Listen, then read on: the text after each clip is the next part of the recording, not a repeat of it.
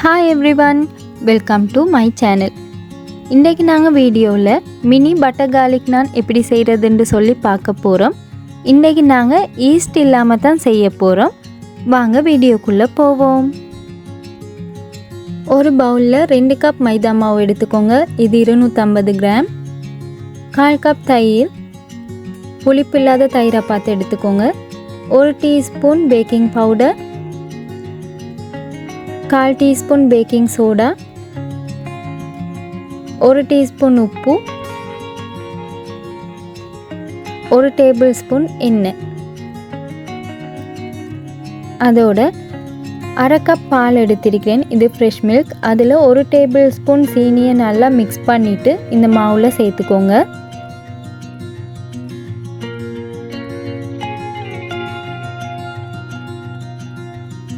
இப்போ இதை ஒரு தைனம் நல்லா மிக்ஸ் பண்ணிவிட்டு ஒரு சாஃப்டான டோ பதத்துக்கு இந்த மாவை நல்லா பிணைஞ்சு எடுத்துக்கோங்க. ஃபஸ்ட்டாக கையில் ஒட்டி கொண்டு இருக்கிற மாதிரி தான் இருக்கும். நீங்கள் பிணைய அது சரியான பதத்துக்கு வந்துடும். இது மாதிரி நல்லா சாஃப்டாக பிணைஞ்சு எடுத்துக்கோங்க. மாவு காயாமல் இருக்கிறதுக்கு 1 டீஸ்பூன் எண்ணெயை மேலால் ஊற்றிட்டு மேலால் ஒரு துணி போட்டு மூடி ஒரு அரை ஹவருக்கு அப்படியே வச்சிடுங்க. அப்போ மாவு ஊறி இன்னமுமே கொஞ்சம் சாஃப்டாக கிடைக்கும்.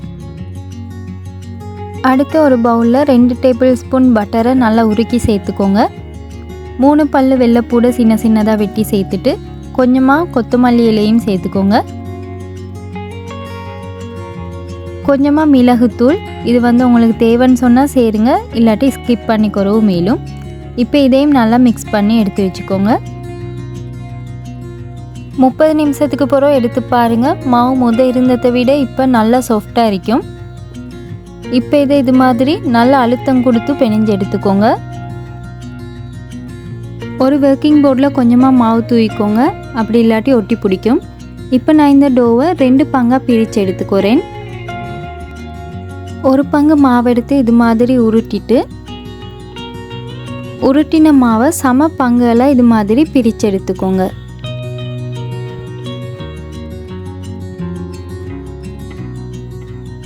இந்த வீடியோவில் காட்டுற மாதிரி ஒரு பங்கு மாவு எடுத்து அதை இது மாதிரி இழுத்து மடித்து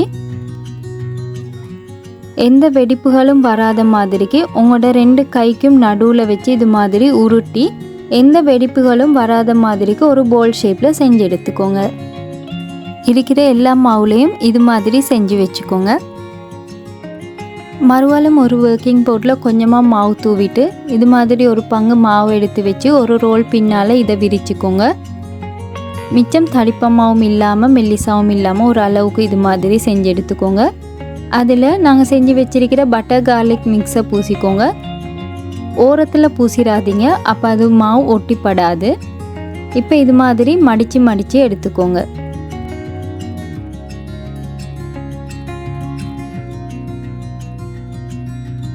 மிச்சமாக இருக்கிற மாவை இது மாதிரி செஞ்சு எடுத்துட்டு கையாலேயே இதை தட்டி எடுத்துக்கோங்க. ரோல் பின் பாவிச்சிங்கன்னு சொன்னால் பட்டர் எல்லாம் வெளியே வரும். அதனால் கவனமாக இது மாதிரி தட்டி எடுத்துக்கோங்க.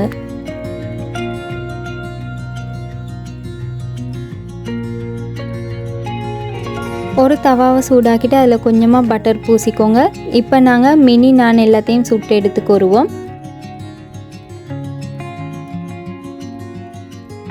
வேவுறதுக்கு கொஞ்சம் டைம் எடுக்கும். இது மாதிரி ஒரு பக்கம் வெந்து வந்தப்போ அதை மற்ற சைட் திருப்பி போட்டுக்கோங்க. மற்ற பக்கமும் நல்லா வெந்தப்போ நீங்கள் இதை வெளியே எடுத்துக்கோங்க. சூடாக இருக்கக்குள்ளேயே மேலால் இது மாதிரி கொஞ்சமாக பட்டர் கார்லிக் மிக்ஸை பூசிக்கோங்க. டேஸ்டான மினி பட்டர் கார்லிக் நான் ரெடி. எல்லாரும் இதை ஒரு டைமும் செஞ்சு பாருங்கள். இந்த வீடியோஸ் எல்லாம் உங்களுக்கு பிடிச்சிருந்தா சப்ஸ்கிரைப் பண்ணி எனக்கு சப்போர்ட் பண்ணுங்கள். இன்னொரு வீடியோவில் உங்களை சந்திக்கிறேன். அது வரைக்கும் பை, டேக் கேர்.